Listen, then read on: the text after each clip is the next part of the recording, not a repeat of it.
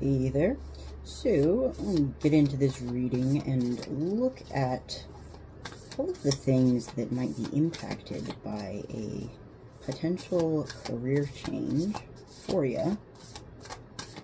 Because I want to not just see how the trajectory of that might go as far as, success or, personal happiness, but also, what other areas in your life might be impacted. So I have a couple decks here.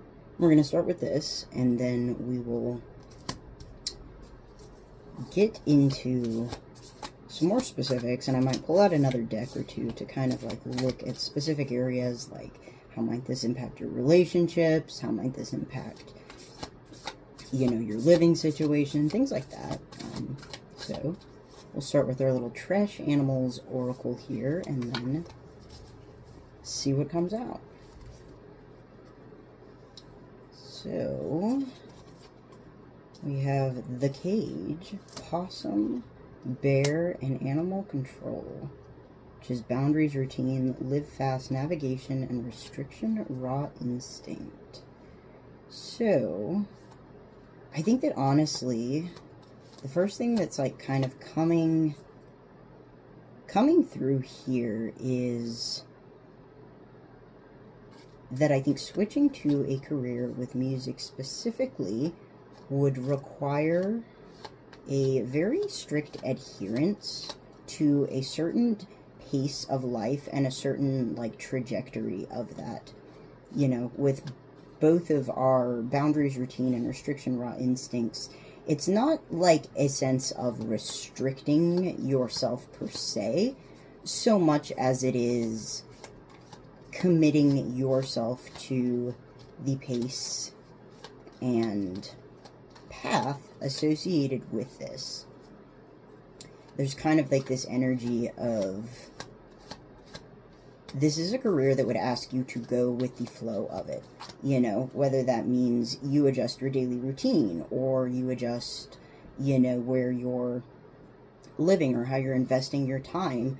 I think that there's a lot that can change really quickly here, and you have to kind of have this game plan in mind in order to adapt to those situations. And that may mean kind of setting certain boundaries or restrictions on other areas of your life that may currently be a little bit more free.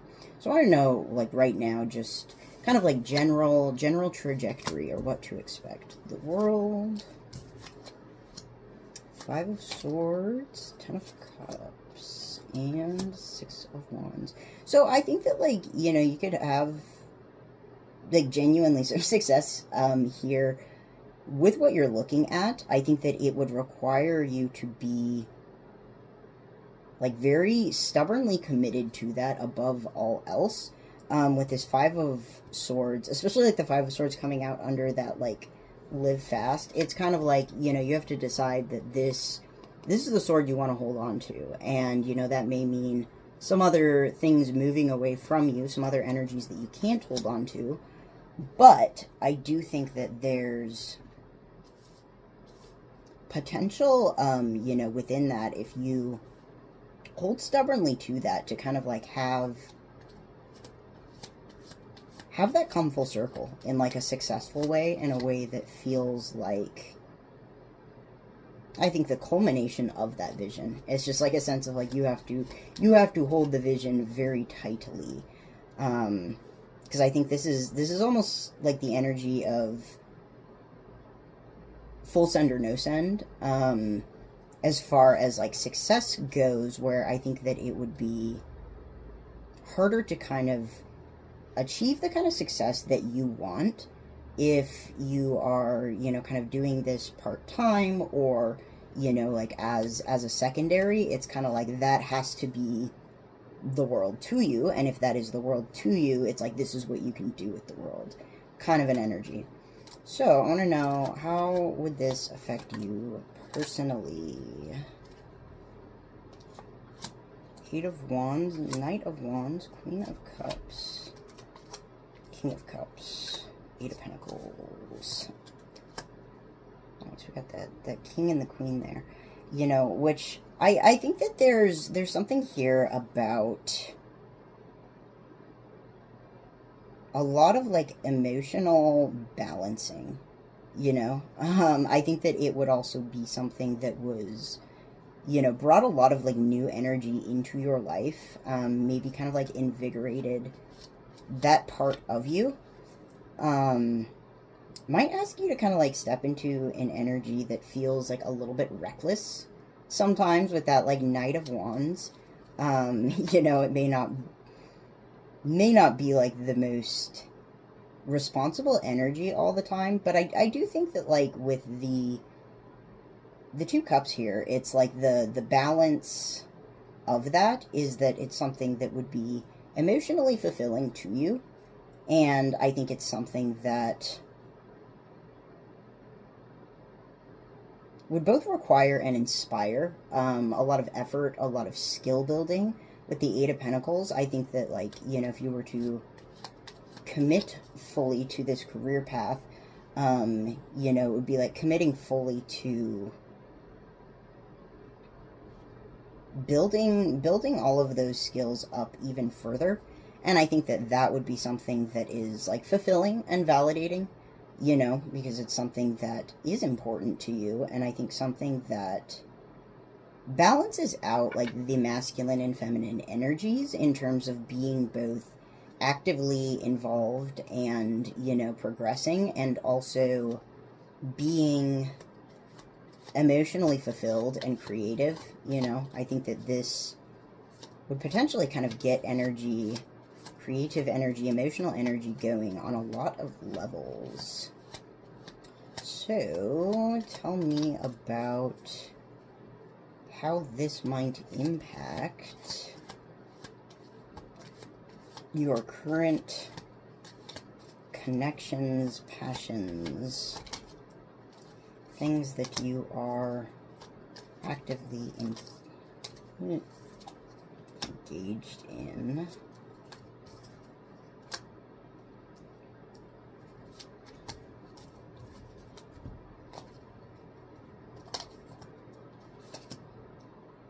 Kind of interesting. On this row before, we have like 2 8s, like on either side of the spread, and now we have like 2 9s. We have the Nine of Pentacles, the King of Wands reversed, the Moon, the Lovers, and the Nine of Cups. So there's a lot here about personal stability and personal fulfillment. And I think like that being a very balancing thing, but it does kind of feel almost a little isolated, you know, and I think that it wouldn't be that way kind of in the long term, because we do, you know, kind of come back around with this Ten of Cups here as our overall outcome. But I did specifically ask about like your current situations that you're involved in, current connections, things like that. So I think what that's kind of saying, especially like with this Moon and King of Wands in reverse, that I think that there might be a need to let go of some of the things in your life that are not like compatible with that path, or at least be okay with that notion. You know, because this feels like a lot of adapting, a lot of, you know, maybe like you put yourself out there, and then, you know, eventually you get noticed by the right person or picked up by the right person, and, you know, then that requires you to move to a different location, or, you know, devote more of your time and energy to this. So it's like the connections would come, but I think that at first it might look more like some connections falling away, some situations shifting, and, you know, like what that would ask you to do is like be okay on your own with the Nine of Pentacles and Nine of Cups. I think that like you would be, you know, like if you're feeling really fulfilled in what you're doing, you're feeling like really balanced in that, I think that that would kind of like tide you over through this period. You know, I'm also getting with this King of Wands in reverse, specifically some like masculine energy. You know, I don't know if that's specific person, institution, family member, friend, partner, but I think like that specific connection with that coming next to the moon might be turned a little bit on its head. I don't know if this is like a your parents wouldn't approve type of thing, but it's like that might throw you for a little bit of a loop. I think, like I said, it sort of feels like a sense of progression through these cards where, you know, you get to the point of being secure, being comfortable on your own, feeling like, you know, you are kind of able to provide what you need, and, you know, then you may experience some anxiety, some uncertainty, some losses in current connections as things move forward, but you kind of like balance that out, like with your own sense of personal fulfillment and like the way that I think connects you to other people, places, everything that perpetuates that sense of fulfillment. So, what else? I want to know, what would the primary struggles of this be? Knight of Swords, the Wheel, Five of Pentacles, the Hanged Man, and Seven of Wands. This feels like the hardest part is like waiting for the right break. Just like straight up. And with like the Knight of Swords there sort of leading all of this, it's kind of like you have to keep the pace until then. You know, you have to keep the pace, keep the passion, you know, keep putting your voice out there until, with the Wheel here, it's like the wheel kind of turns in your favor. And I think that there may be some like difficulty throughout that process because, you know, you can do everything that you can be doing, you know, and with that Knight of Swords, I think that would involve, you know, making sure that you're talking to, you know, the right people, making sure that you are, again, putting yourself out there in like whatever capacity you're sort of like looking to be noticed in, conversing with the right people, making the changes that you need in your life, your skills, whatever, to move forward. But it's like once you've kind of done that, it's kind of just like the waiting game, the wheel is turning, and that may feel like a little bit of this energy with the Hanged Man, being like a sense of my hands are tied, I've done all I can do, and there may be some various difficulties in the meantime, as far as making sure that you are financially cared for with the Five of Pentacles, or feeling like that piece of it is like a little slower coming. And, you know, with the Seven of Wands, there may also be some situations where you have to kind of like defend your decision to do what you do, because like not everyone's going to understand that.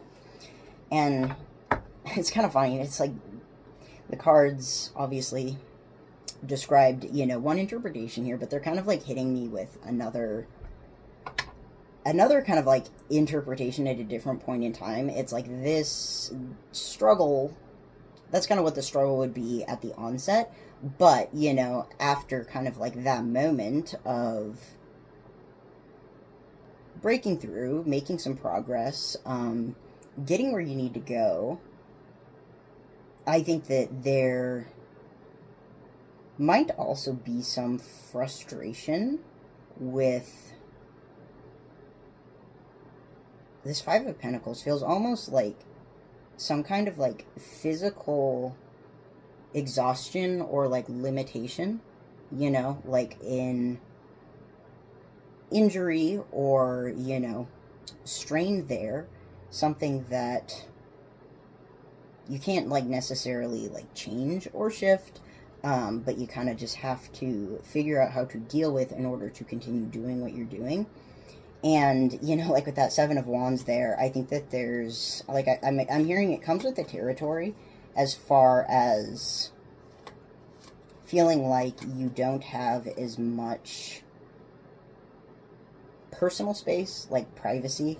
Like, there's a little bit of this here where it's like, yeah, you're putting your energy out there in one case because you want people to see it. You know, you want people to appreciate, resonate with, enjoy what you're creating. But at the same time, I think that there's sometimes people who, you know, see that as, you know, then something that they're entitled to. And they're entitled to more of you and more of your time, your resources. Your boundaries are more like friendly suggestions. Sometimes I think like the more popular you get in that kind of industry, and I think with the Hanged Man in the middle, it's again, it's like there's only so much you can do. You know, you can say that, you know, I don't want this, or I'm not going to answer this or talk about that, or, you know, I don't want to write about that, or like whatever else. But, you know, at a certain point, like, you can't stop people from asking. You can't stop people from wanting it. And I'm like hearing here that you would get over the fear of being seen or like social anxiety, but not necessarily the sense of like social fatigue.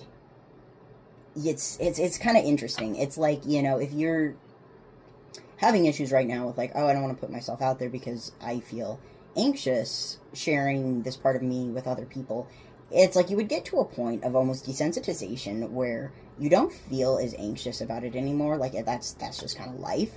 But there would still be like a degree of, if you're an introvert, you stay an introvert kind of a thing. And you can like appreciate and love and not even feel anxious about performing, writing, whatever else that is, and still feel like, damn, this is kind of a lot, you know. Sometimes I gotta hold them at bay. And again, you know, with the Hangman there, it's almost like there's not a really great advice for circumventing that. It's kind of like it comes with the territory, you know. Fans will be fans, and yeah. Anyways, I think that there's pros and cons, but it's kind of like the cons that come along with it are more like natural consequences of the job itself, of the industry that you're working in, of all of this stuff, which is, I think, you know, kind of tying back to what I was saying initially about what does this take, what do you need. This is why it's something that you have to be like really committed to, and I think really aware of, you know, this is how this might go, so this is how I'm going to navigate it, and this is what I'm comfortable with, this is what I'm not comfortable with, this is what I can invest, this is what I can't invest, and, you know, really fully accepting like the full extent of that as part of success. It's like a natural consequence of success, you know. It's like you plant a lime tree, you're going to get limes, and sometimes those are a bit sour. All the time, actually. That's sort of how they function, you know, which is, again, like, I'm proving the point here where I'm like, well, you know, sometimes it's a little bit, it's like, not sometimes, that's just kind of the way that it is. It's the nature of the fruit. It is the nature of the fruit. And, you know, if you like that, and you want to make limeade, I guess, that's great, but you do have to wait for the tree to grow, and you do have to accept that, you know, the fruit that you're planting has a certain flavor, so, you know, make sure you like that flavor before you invest several years in growing the tree, I guess. So what else? I want to know just what might be helpful to know, or any advice in this career path. The devil. I know. My father always told me the music industry was the devil. I don't really believe him, though. He spent a lot of time introducing me to various facets of the music industry just so that he could tell me how evil they were.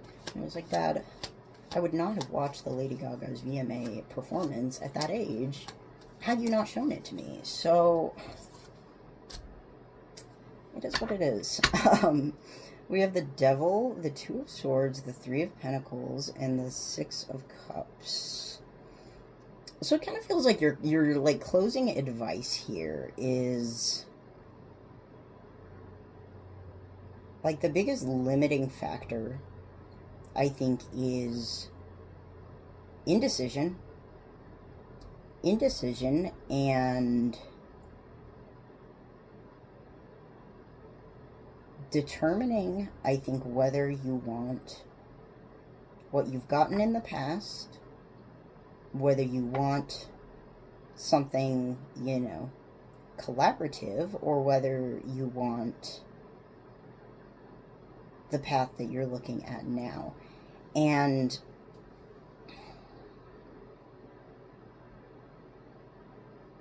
I don't want to say, like, it doesn't matter what you choose, because, like, everything matters, and, you know, our choices and our free will are important and relevant and whatever else.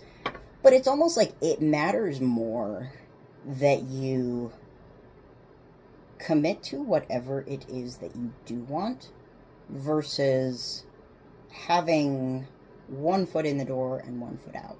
Or, you know, you're physically one place, but, like, you're mentally and emotionally another. I think, like, that would be difficult regardless of where you choose to go.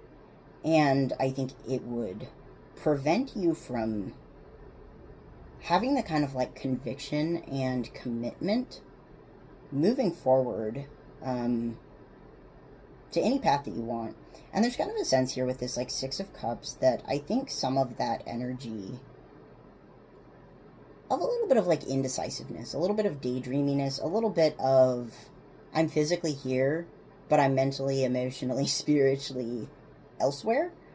You know, that might have been something that was, like, very present in your life, in your childhood, growing up as, like, a coping mechanism. And I don't think that it's bad. I think that that's also, you know, a good method for visualization, for, you know, manifestation, for considering different options.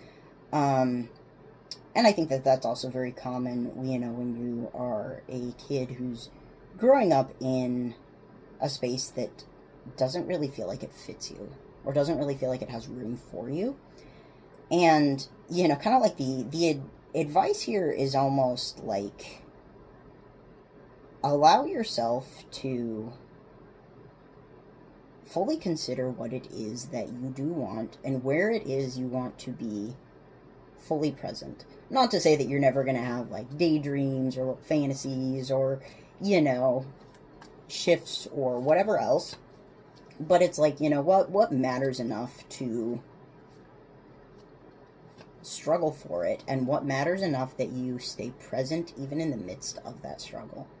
Because I think, like, that's going to be the key factor here, is, like, that presence and that commitment and that vision, instead of getting caught up in, okay, now this is kind of difficult and now I'm daydreaming about being an accountant. No one daydreams about being an accountant. What am I fucking saying? I, like, daydream about wanting to be an accountant because I wish that I had the desire for that, but I don't know anyone who genuinely does.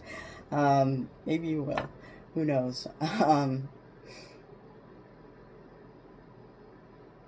You don't have to let any of your dreams be dreams. I think you just have to decide what dream it is you want to build and what dream it is you want to live within. And, you know, map out a plan and make it happen.